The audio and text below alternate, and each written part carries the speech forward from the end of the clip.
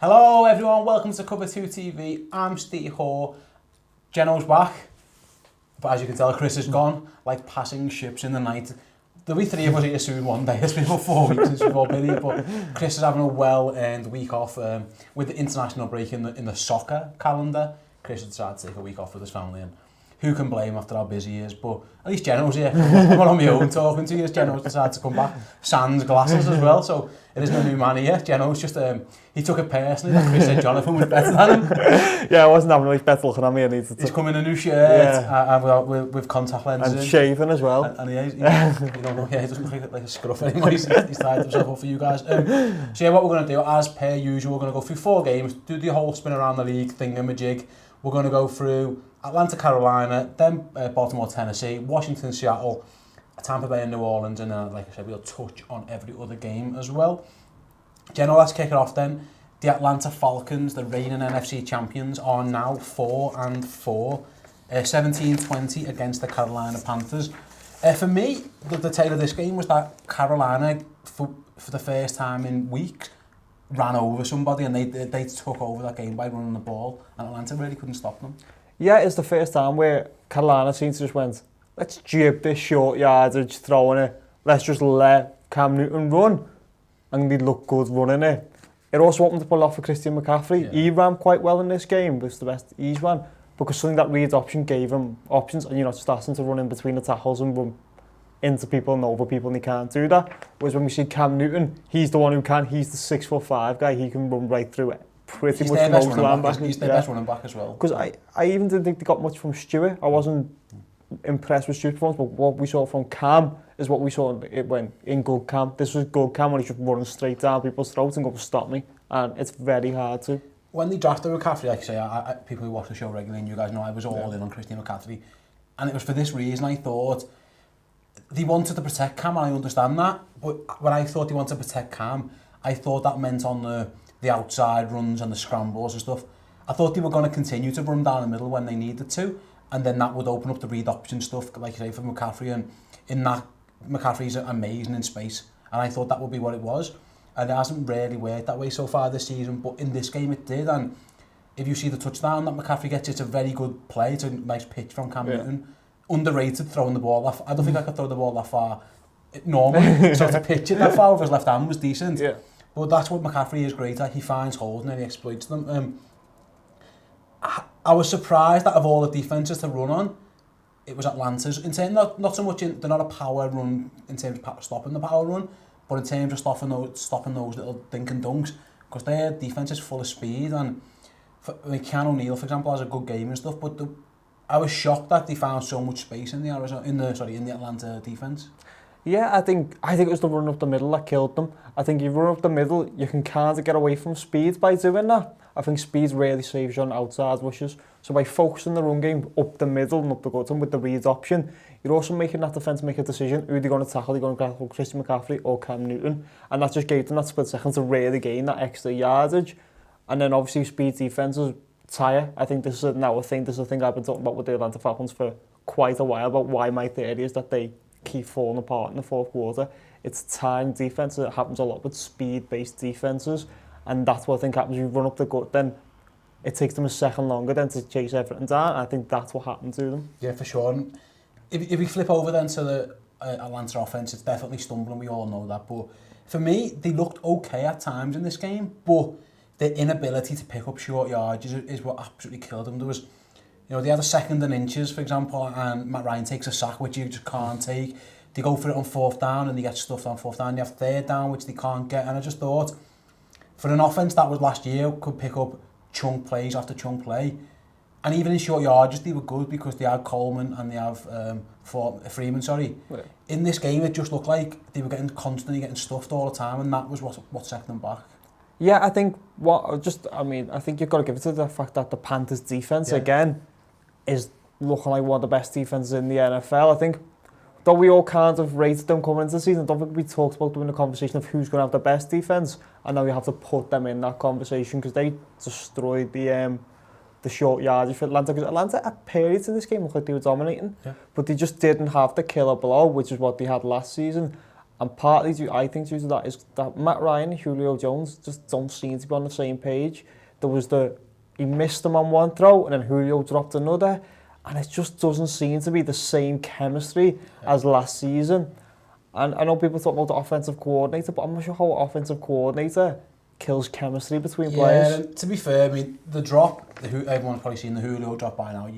I think you can't analyse that. It's just one of those things because it's Julio Jones. I mean, he's amazing. It's just one of those things. Maybe he had been knocked up. Sorry, he'd been knocked about, and he was definitely injured. You could tell he was hampered, and maybe that affected him slightly. But I don't think you can overanalyse that. I think it's a bad play by a great player, and you just kind of have to shrug your shoulders. Sometimes that happens. I mean, you looked at the other week against the Patriots where he just ripped it out of Malcolm Butland's hand like he was a child, which was incredible. Even the greatest players. Yeah, so Tom Brady throws interceptions. Yeah, no, I mean that was the point. This stuff happens. It might be left off of a Hall of Fame highlight reel, but every player does it. But I just think that was a killer blow at that stage. That was the game, wasn't it?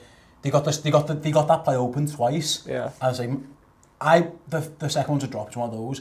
Matt Ryan shouldn't overthrow him. That was a bad throw by Matt Ryan, and he looks like Matt Ryan's always looked, apart from last year. People talk about Cam Newton's MVP season being a bit of an anomaly. Matt Ryan's MVP season is looking like an anomaly. This is what Matt Ryan is. He's a good, not great quarterback, and that's how he's playing again now, which you can win with, but you have to be better around him. Matt Ryan's not going to carry you in this form, in this system, where last year he looked like he was the best quarterback in the league, or one of. Yeah, but I think last season as well, I think the run game was a lot better last season, and that opened a lot more things up for him. I think that game management, the way they had him, it was game management, and then he could just pick up Julio or Gabriel or Sanu, and that worked really well. Whereas now I don't think the run game was firing all cylinders. I think that's affecting the pass game.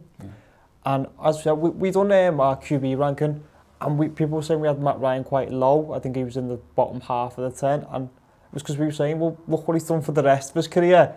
Let's not just be victims of the moment in that MVP season.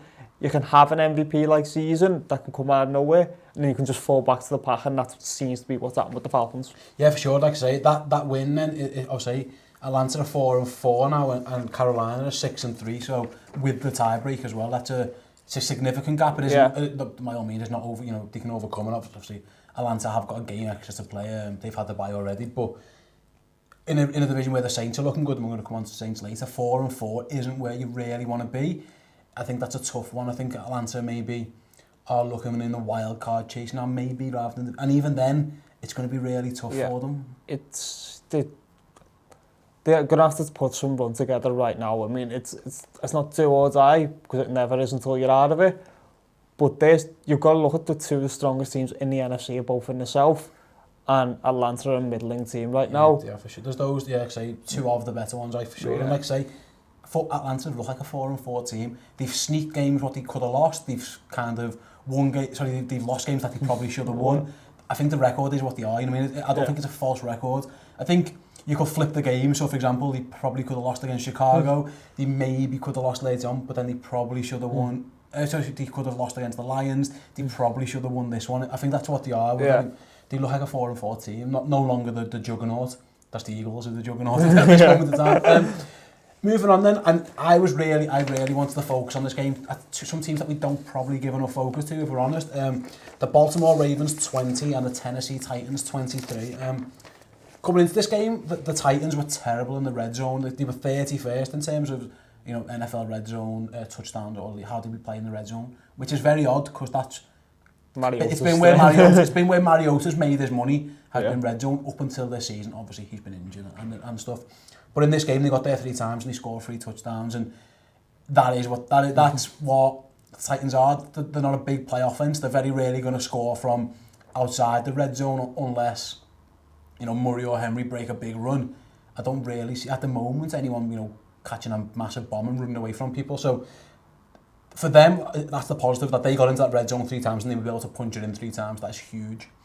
Yeah, I mean, I think their offense, this exotic smash mouth, since Mariota's been injured, their run game has fallen off a cliff. Yeah. The running backs don't seem to be able to hit any holes. The offensive line doesn't seem to be able to get any blocking. And then obviously there's injuries into Marco Murray and then maybe Derek Henry, we just don't know. He looks elite one week and he looks awful the next week, and it's hard to explain. But this week, at least, they got the short yardage, and when it was the time when he was in the red zone, that's where Mariota did make his money. But it's crazy to me to see how poor the run game's gone from that run game that absolutely annihilated Seattle early in the season, but I think I was singing songs about. But I think it is the Mariota thing. I think you have to account for him. At least one person's accounting for Mariota running. So if you know he's going to stand still, you can pack the box, because you're going to stack the box anyway. Because I would want Marcus Mariota to try and beat me with his arm. But if he can't run, it's kind of like if you ask Cam Newton to be a pocket passer, I mean, Mariota's a better pocket passer than Cam, but his threat is his legs. And I think with Mariota, he frees his linebackers for half a second, and that because DeMarco Murray and Derrick Henry, although they're very good, they are not quick, really explosive through the hole. Yeah. They get there and then they burst through it. Where if you can have a linebacker frozen for half a second while he's looking for the handoff, or as he bought the fake or not of Mariota run, I think that's what it's been. And he looked better. He looked a bit more mobile. Obviously, the week off has really helped. And to be fair, they managed the injury pretty well. They didn't fall away. They went out the race by the time he come back fit.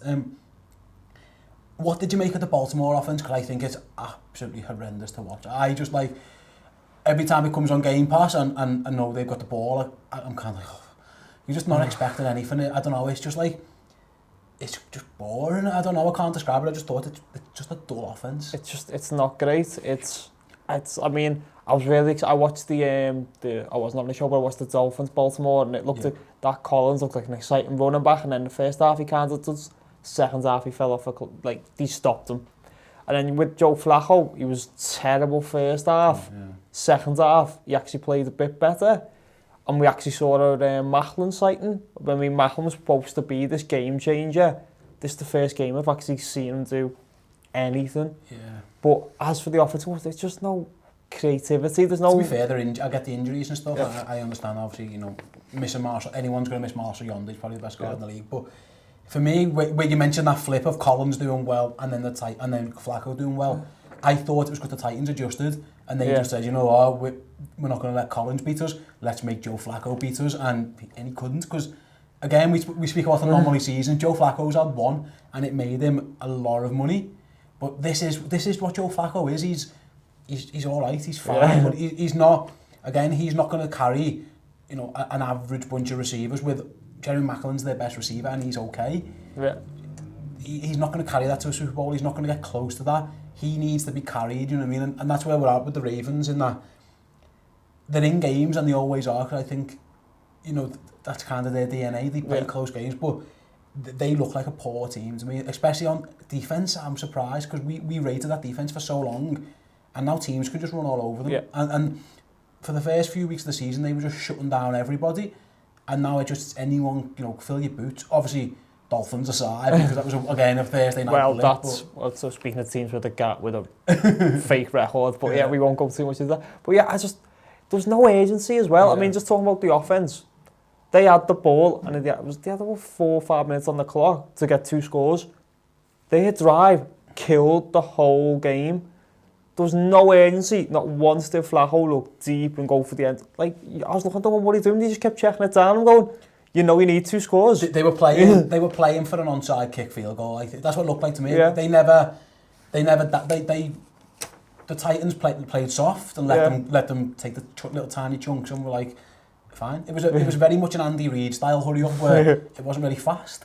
And like I say, in the end, you're hoping for a Justin Tucker onside kick to even try anything. It was like they were hoping that onside kick, Justin Tucker from 80 yards or something. It was so it was just like, I mean, if I was putting money on any kicker to do that, it'd be Justin Tucker. But it was just, there's no urgency. I mean, they seem to have this MO of hiding these boring offensive coordinators and then firing them, getting another boring offensive coordinator, and there's no creativity. The only creativity came in Justin Tucker's attempt at that onside ball. It was like... He's got a very high opinion of himself, Justin Tucker, and I understand why, because he's a good kicker, but...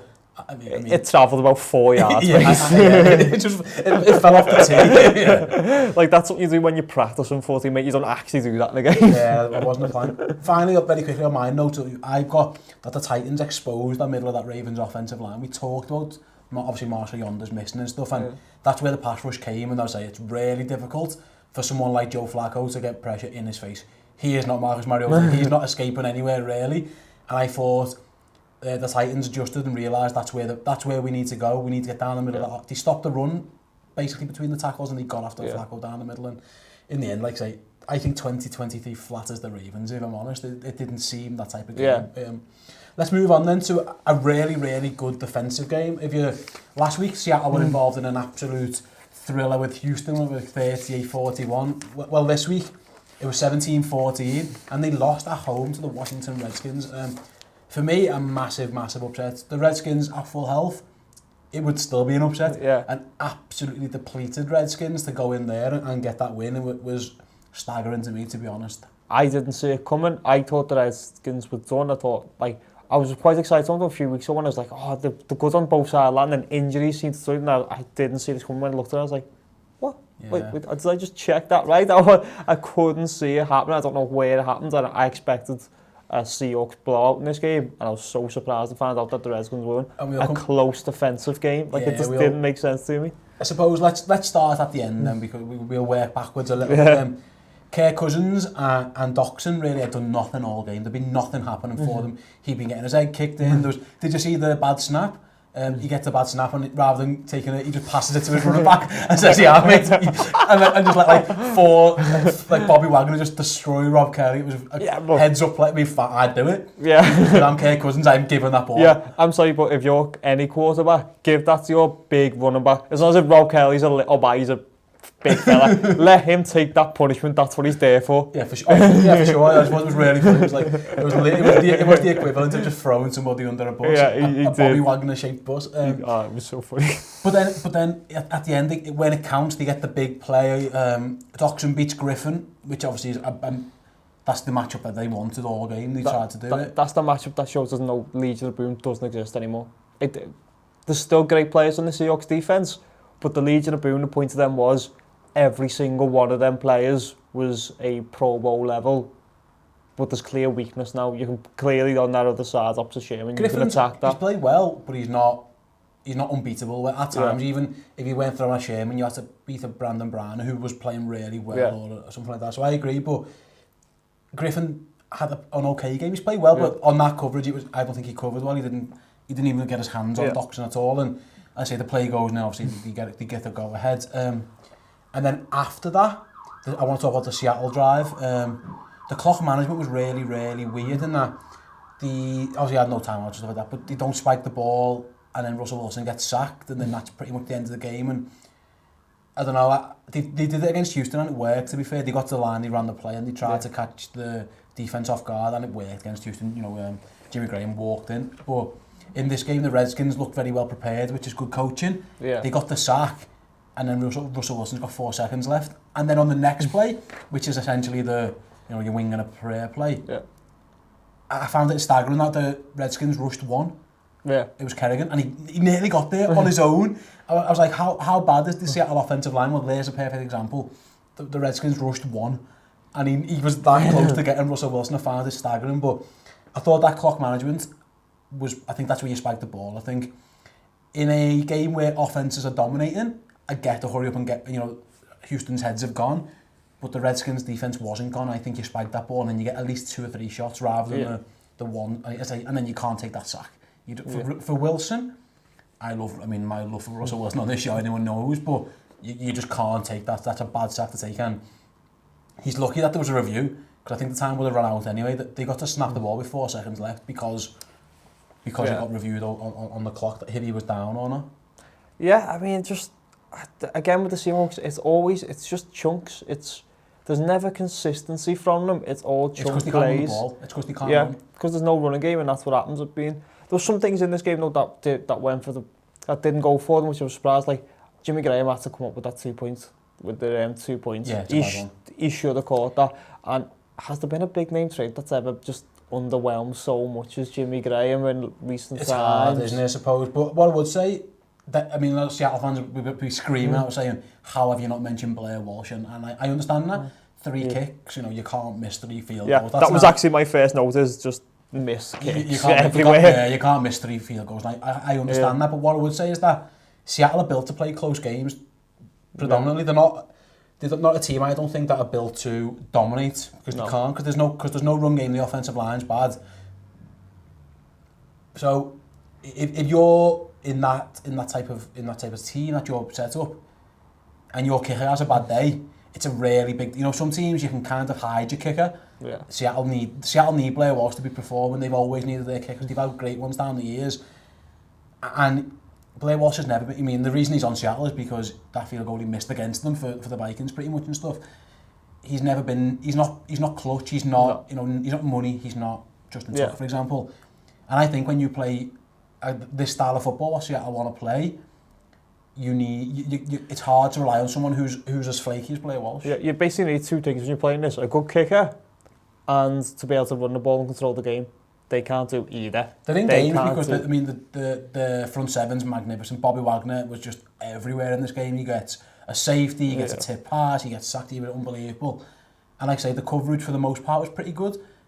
Dwight Freeney is on the Seahawks, which is a thing. I forgot it as well till I heard his name. I was like, oh yeah, he signed for the Seahawks, didn't he? When did that happen? I forgot. Not only did they sign Richardson, they also went and picked up Freeney, which is a great pick-up, by the way. Yeah. His spin move is still working. No one can stop it. He's been doing it for 20 years and no one's onto it. It's like the Tom Brady QB sneak, the Dwight Freeney spin move, the 2 unstoppable moves in the NFL. Just keep doing it every game. But yeah, that was a thing, so they were dominating there. Yeah, and the other thing as well, just on the offense, is Doug Baldwin continues to be amazing, and people continue to say, who's Russell Wilson throwing it to? And I continue, this is why I'm losing my hair. It's not male pattern baldness, it's people not giving Doug Baldwin credit. Because he just keeps getting open so well. That's the thing, he gets open, but unfortunately the pressure's just all Russell Wilson's, by the time he's open, Russell Wilson's off his spot, and to be fair, they picked up Brown, and Brown actually had a pretty good game. Yeah. It's a much improved, but the pressure was still on Wilson. It's a bad line with a good tackle now. You know what I mean? Yeah. It's very, very much an improvement, because what they had there was just like garbage, but that hasn't solved all these issues. No. And I just think if Seattle want to be Seattle, it's going to be really tough with this, because they tried to feature Eddie Lacy, and to be fair, at times he looked okay, but there's just no holes. And then, like I say, the pressure was far too much. And in the end, to be fair to Washington, I think it's one of those games where you go in with 4 backup offensive linemen. I don't even think you watch the tape. I just think you go in and say, you know what, we just showed absolute balls. By hook or by crook, whether it's missed kicks or a lucky break here or a bad call there, we just went into Seattle and won. And I think as a coach, that must be so pleasing, in that we're going to come on to some teams in the all spin around the league where they've just jibbed it on their coach. Injuries have took over or whatever, and they've just phoned it in. You go to Seattle with 4 backup linemen. It's essentially a pre-season line, and you don't give in. And when you're getting your arses handed to you, and it's why Kirk Cousins is going to get paid a lot of money, because as good or as bad or as average as we think he is, I think he has got a bit of moxie. He's got a bit of something about him in that I don't know. Okay, I think talent-wise and decision-making-wise, you can certainly question him, but he has got massive big bollocks at the end of the day. Do you know what I think it is? I think his players love him. Yeah. I think, don't forget the person they had before. It was always pointed out to me, RG3, when he used to get hit, the offensive line never picked him up. They all used to let him, because basically they all couldn't stand him due to his off the field and his attitude. What you see with Kirk Cousins when you speak to him about his wide receivers and that, he's always saying, oh no, I'm not good. This guy's good and this guy makes me look good. He really gives credit where he feels it's due. So then people want to help him and people will try and fight for him, which is what you always want. It's what you always want when you see like a defender in your QB's ear and you want to see your big offensive lineman run up and butt him, because you need that kind of fight for him. I liken him talent-wise to maybe Andy Dalton. I think talent-wise, I think mentality, it's a different level. I think, to be fair to Kirk Cousins, whether it's his inner strength or it's his faith or wherever he gets it from, he's never beat. You know what I mean? He's never a lad who you'd question for being a bit soft. Where I think Andy Dalton's one of the freakiest players in the league. But fair play to Washington, that was an absolutely amazing win, and it was one that plenty of NFC teams will appreciate, especially that keeps them in the hunt of it. First of all, it keeps them going, yeah, and also Seattle might really rue that one come home field advantage seedings time, because that could be a major kick in the teeth for them. Speaking of NFC contenders, then we've gone a bit NFC heavy on the last couple of on the last couple of games there, but let's do another one. It was the All NFC South clash between the Tampa Bay Buccaneers and the New Orleans Saints. It was Tampa Bay 10, New Orleans 30, and even that's a bit kind to Tampa Bay. Speaking of teams who look like I said before about teams who look like they've lost their heads and stuff, Tampa Bay have done it. Let's start with Mike Evans then, because for me, if anyone doesn't know, he's Jameis Winston, who's injured at the time, is having words on the sideline with Marshall and Lattimore. And from nowhere, Mike Evans doesn't go over and stop it. He comes over and just levels Lattimore. He absolutely lays him out. It was a shocker. Yeah. He's been suspended for the game, and rightly so. But for me, that just smacks of your heads have gone. You know what I mean? I'm all, you stick up for your quarterback, don't get me wrong, and I don't mind for getting someone, 15-yard penalty for pushing someone away from your quarterback. But that was just like, to be honest, it looked like a player to me who wanted to get sent off. So do you know what that was? That was the old Duncan Ferguson Christmas was coming, let's get red carded. Exactly. So any soccer fans or anyone who doesn't watch any Americans, there's a lot of soccer games in the Premier League around Christmas time, and a few players have been known to take a red card. Kevin Nolan from West Ham was another one who he'd get himself a mad red card like a week before Christmas. Andy Carroll. Just didn't want to be playing in the cold and stuff. And it looked like to me, Mike Evans just thought, I'll take an ejection here. Don't need this anymore. And that's, at times, the camera pans there to Dirk Cotter and he just looks like a rabbit in the headlights. He has completely lost that team. Or he's lost control of that team. They just look like headless chickens. I've got their record here. They are 2 wins. Yeah, 2 wins. I mean, for that much talent, for that team, that is a huge, huge disappointment. I mean, imagine someone was picking them to go to the playoffs and then has to watch this now and just... 2-6 they are. And they are as bad as they look. I mean, I was going to them, why aren't you running Doug Martin? He couldn't move, they couldn't run anyone. It just seems everyone seems to have packed in. I've had a feeling James has been playing injured all season. Oh, he got a bad shoulder. Because he has not looked the same. He missed a few games with the shoulder, come back, he's back out with the shoulder, he's going to miss the next few games. I think he's been injured the whole season. I don't think this was I think this one where they've been trying to keep it under wraps because they know you don't believe in Fitzmagic. That's going to... Ask the Jets what happens when you do that. Ask the Texans, ask the Bills, ask every other team he's been in. So I think there's something fundamental wrong, and I also just don't trust Dirk Cotter as a coach. I don't think he's showed me anything. And the defence is the worst. It's the defence we feel. Yeah, and he's a defensive coach. Yeah, and it's like, to be fair, the Saints have tore a lot of teams up and stuff. It just looked like there was nothing. There was just holes everywhere. And then you look at the other side of the ball, and Marshall Lattimore's done a job on Mike Evans. Every time they matched up, Lattimore just won that duel. Everywhere, all over the field, the Saints defence just looked amazing. But on offence then, I was going to say, Alvin Kamara, he fell to the third round, right in saying.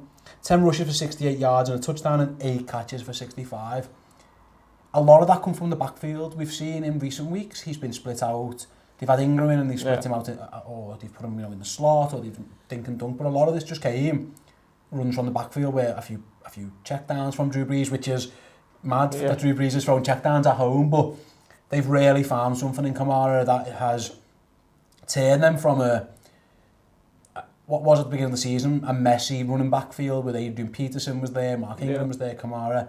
I think they've realised that Ingram's the power back, Kamara does everything else, and it's going to work a treat for them. Yeah, it was like when I remember watching this, the Patriots, and I said, Kamara's your best running back. So don't mess about with the other two. He's the best one. And I was speaking to Chris about it when he trades away Adrian Peterson. I was saying it was addition through subtraction. Getting rid of him allowed you to put the other two in, and it works. Because Kamara, I mean, most of this was just checkdowns and running outside. Now the fact that the Bucks got killed by outside runs shows that the players weren't. That's effort. Outside runs are usually effort. That's how you stop them. You protect the edge. The linebackers get to the edge. You protect the edge and you make sure. And it was just a check down outside and you just run all over them. Kamara looks like a steal. He looks like exactly what the modern day running back is. He's the check down machine. And he can run with it between tackles as well. He's like an upgraded Reggie Bush. That's what I kind of see him as. Which is good because they've got Ingram in there, so they're not going to ask him to do all the between the tackles runs where he's going to get found out because he's not going to be able to do that long term. So it's mad the way the Saints now, they play ball control offense and then they play good defense. Is this the Saints? Yeah, it's very much bizarre. Is this the Saints? Go back a few weeks ago, Chris was killing them, but right, mate, I said this last week, it's amazing how one player transforms the defence because Marshall and Lattimore, allows their safeties to sneak into the box a bit more. They don't have to worry about covering them. How many times did you see Saints corners getting beat and they had to get safety help, and even that wasn't doing anything?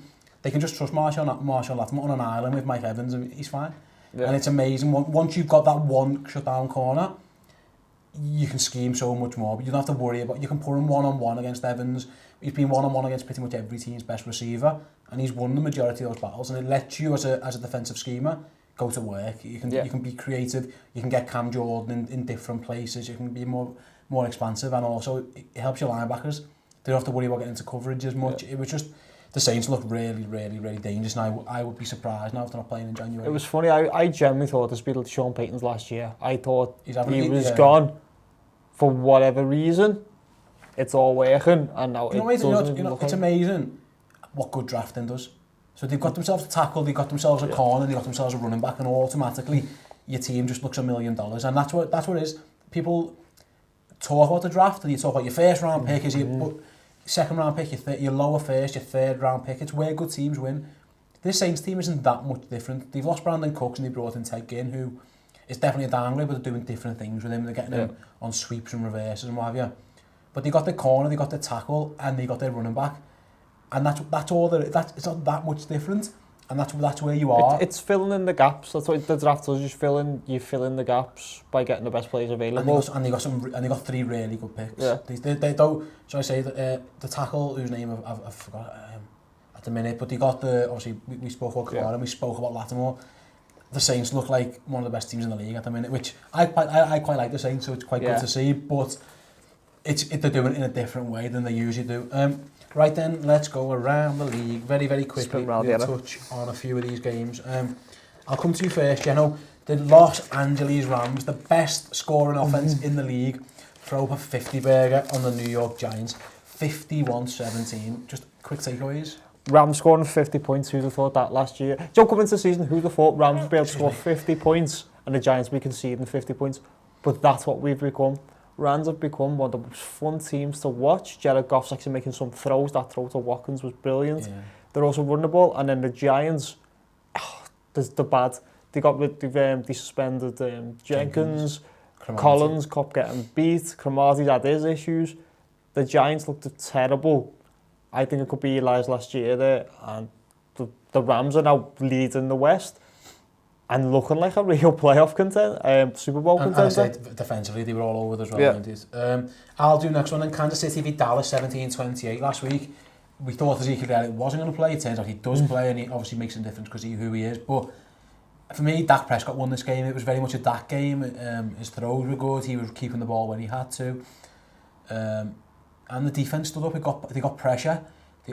Irvin and Lawrence look like, especially Lawrence, they look like Defensive Player of the Year candidates for sure. And Kansas City have sneakily had a bad run now. They lost 3 or 4 after being last on. That was after I said I was picking them in every game. Yeah, it hasn't got too well for them. But offensively, they just looked a bit hampered at times. The pass rush was definitely getting to Smith and stuff. But I thought it was the other end of the ball where you can see that, missing Eric Berry, they've had injuries. The defense isn't that great.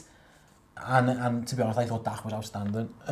Let's move on quickly then. Arizona 20, San Francisco 10. Adrian Peterson, is this Bruce Arians just going, I can't be arsed with this. Just give it to Adrian Peterson. Was it 37 carries or something? Peterson just showed himself, he had some juice left. I mean, he had this first week, it was a breakout week, his second week he did nothing. This week he had he broke out again. It's like 37 touches. Yeah, which then tells you how bad the 49ers are. And how bad Bruce Arians thinks Drew Stanton is. Yeah, well, everyone agrees. And it also shows you as well that the way their pass rush was getting to Bethard just shows you why they don't want to put Jimmy Garoppolo in yet.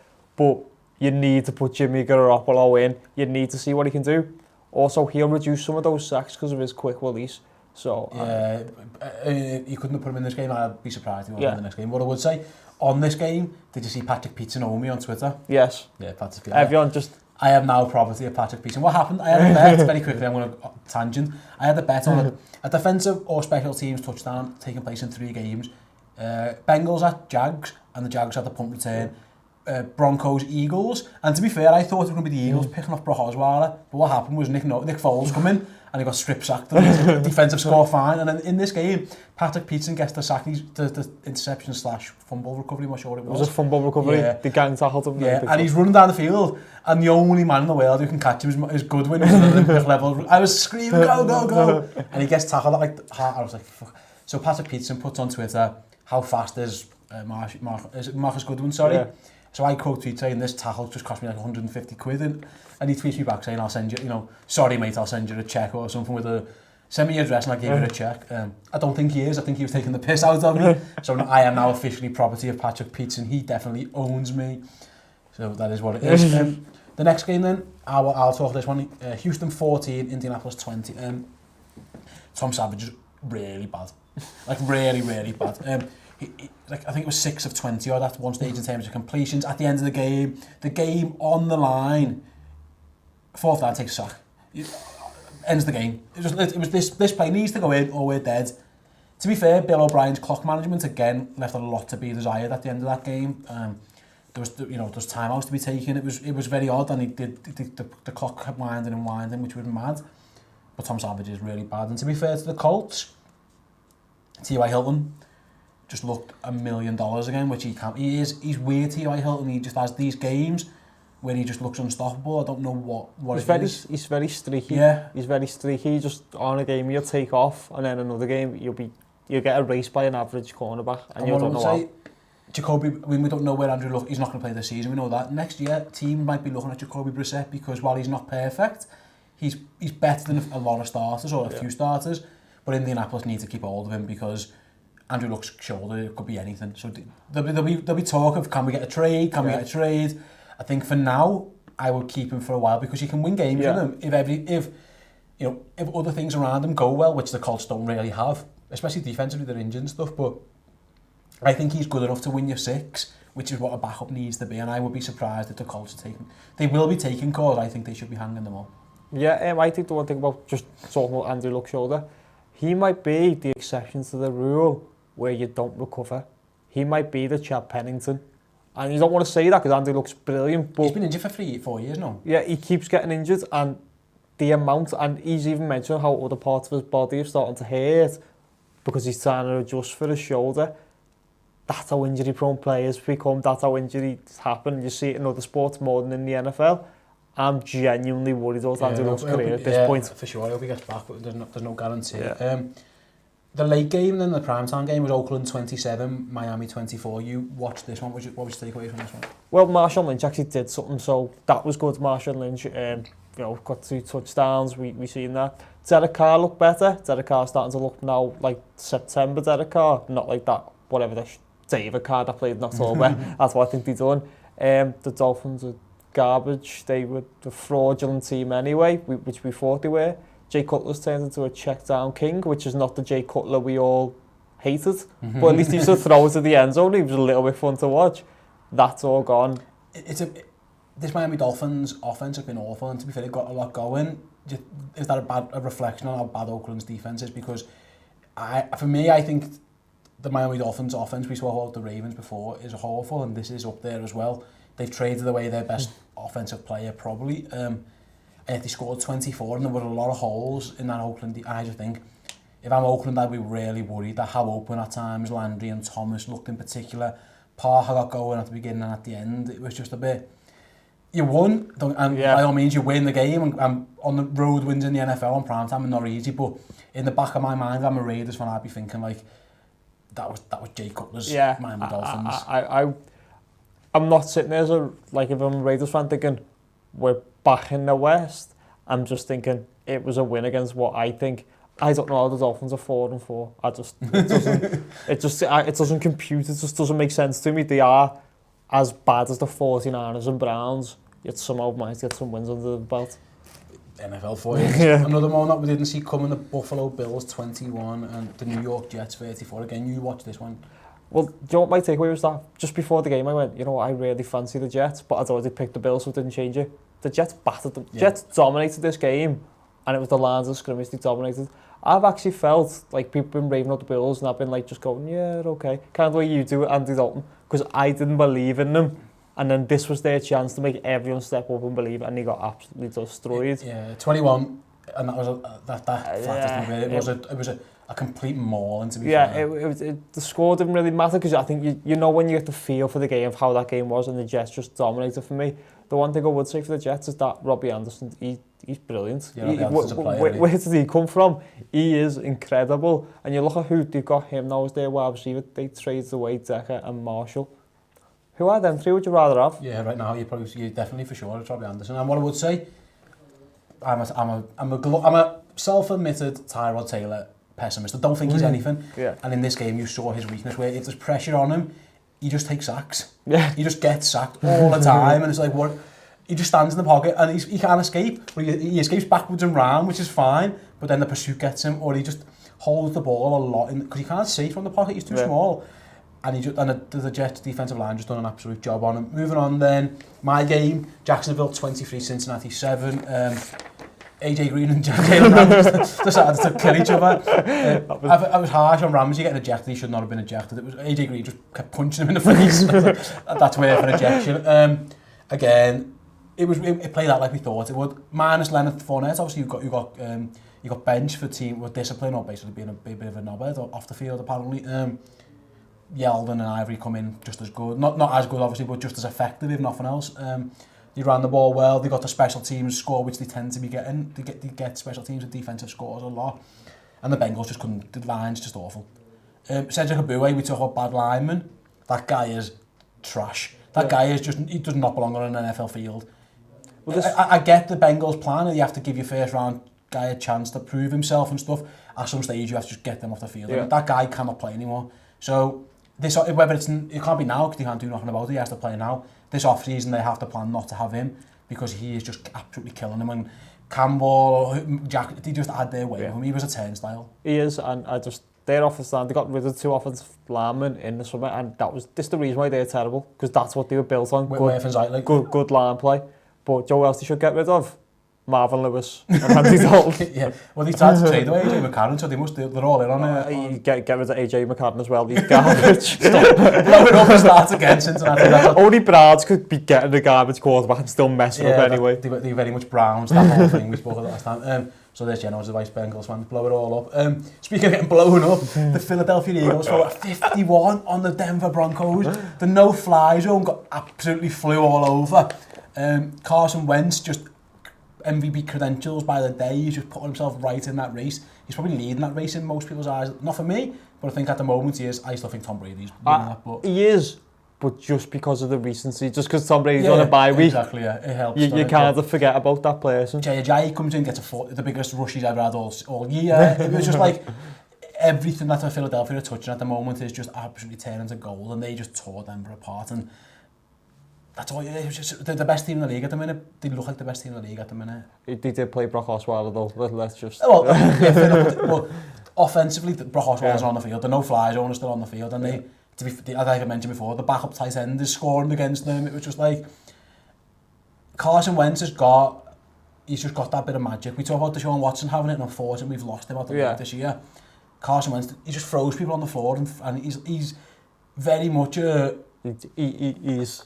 Let's just be honest. He's Brett Favre. There you go. Carson Wentz. Don't need to say nothing more. There you go. Carson Wentz is the new Brett Favre from Jenno. He is. Don't he plays the exact same way? It's reckless, but reckless. You think he's going to get sacked, and he bounces off and he just throws it. Those 3 years Brett Favre had in the mid-90s is what Carson Wentz is doing now. And let's hope it continues, because sure. I love watching it. We need good quarterbacks. There's too many crap ones in this league. And finally, speaking of crap quarterbacks, my Green Bay Packers 17, the Detroit Lions 13. Brett Hundley's in, and he holds the ball too long. Does Brett Hundley know what sport this is? He holds the ball a lot. Does he think this is rugby? He likes tucking and running, doesn't he? No, he just doesn't throw it forward, ever. He likes keeping it. He can't read the field. There's one where Jordy Nelson is wide open and he just misses him. He holds it too long, but to be fair to him, the defense was trash, absolute garbage. The Lions didn't have to punt once. No, it was the only time they didn't score was when they missed a field goal. And obviously then they have the fumble as well, but which was Was it 2 fumbles? Yeah, because Amir Abdullah can't hold the ball. I was getting some stick from the Lions fans on Twitter because I pointed out that Amir Abdullah was only ever at rush for 3 touchdowns, which is awful and what's holding the Lions back. And then he rushed for another one. I was like, well, 4 now. So the lad was laughing at me, or girl, whoever it is, I don't know. And I just pointed out, he's also had 2 fumbles in this game, mate. Yeah. He's got more fumbles than touchdowns. Yeah. He's garbage. And but the Packers, for me, on the Packers, I don't want to go on for the tangent on this show, but very, very quickly, their front office philosophy does not match their coaching philosophy. Dom Capers' defence is far too complicated and far too, I don't know, not exotic, but there's too much going on. And yet the Packers draft and develop young players, which is fine. But if you draft and develop young players, your scheme has to be easy for young players to understand. And that's where the massive chasm is in that. Every time they were third, they've done the job well. First down, second down, they stopped the run. They have the Lions in second and long or third and long. And then Capers calls this mad exotic blitz, which involves your corner blitz or your safety blitz, which means someone else in the middle of the field has got to read the wide receiver, check which way he's breaking, and then go and cover him. Just play coverage. It's 3rd and 10. Just go man. You don't need to do it. It's just Dom Capers. It just makes 0 sense. With those set of players coaching the way you coach, it does not add up. It's why Dick LeBeau's not in the Steelers anymore, because the defense was too complicated for the rookies. Yeah. And it's like rookies need to, in today's NFL with all the injuries and the salary cap and all the issues, rookies need to play, so you need to simplify it. Because this Packers defense, people think it's absolute garbage. It's got decent players. Harklett, Dix, Blake Martinez, Jake Ryan, they're not absolute superstars, but they're good players. Mike Daniels is a very good player. The corners, I think King is looking like he could be a good player. The others, I'm not too sure about. Although House and Bennett, they're not bums. I like it. It's not a bad defense, but suddenly when it doesn't have the offense now to complement it anymore. Yeah. So without that, it gets destroyed. Because let's be honest, was horrendous. Matthew Stafford was just throwing dimes everywhere. Stafford. Don't get me wrong, Matt Stafford is playing. This is his best season. Yeah, he didn't make our top 10. I don't think he'll be definitely in the summer. I think some of us had us 10 and some of us had like 11. Yeah, he just missed out. He tore them apart, and that's what I'm saying. In that it's 3rd and 10, and Matt Stafford is just picking the holes. He knows because even the blitzers are just so obvious. Yeah. I'm watching for the telly and I go, oh, for fuck's sake! I just know he's blitzing, and then Matt Stafford he just runs the line, and then Matt Stafford just doesn't snap the ball, and then snaps the ball, and he blitzes and just throws it past them. Yeah. I just think.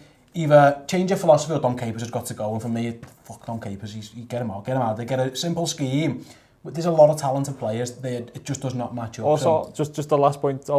That golden take catch where he was on the spin. Yeah, ridiculous. He looked like a ballerina, and he's got a name like a ballerina. It just suits him so well. There you go, Goldman. You've got a name like a ballerina. That's it. So Carson Wentz is Brett Favre. Got a ballerina. Really, thanks very, very much for watching. I hope you enjoyed our show. I hope you enjoyed the conversation. If you did, give it a big thumbs up and comment below. It really does help us. Like I say, I hope you've subscribed to the channel by now. But if you haven't, please do so. We'll be back this week. We're going to record it in a minute. Spoiler. With our preview to week 10. Until next time, I'll see you all soon on Cover 2 TV. Goodbye.